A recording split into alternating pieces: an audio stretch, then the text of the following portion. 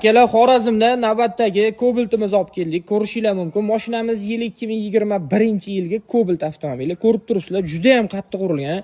Oldi mo'rda bilan, KAMAZ bilan urilgandan keyin stoykalarni ko'tarib yuborgan, tomlarni ajratib tashlagan, labo'ylar sinib yotibdi.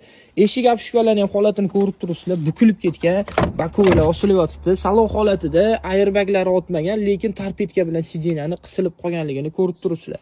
Juda ham qattiq urilgan Cobalt avtomobili. Bu yonlariga o'tamiz. Bu tomonlari yaxshi. Oldi bilan urilgandan keyin mashinamiz aylanib ketgan va orqa bamperi shilinib qolgan. Bu yonlari ideal tiniq turibdi. Даже oldi farasigacha but-butun. Motor korobkalariga ziyon yetmagan. Xullas, lekin vahshiy qattiq urilgan Cobalt avtomobili. Egalari Xorazm, Urganchdan bizga murojaat qildilar. Borib ko'rib sotib oldik.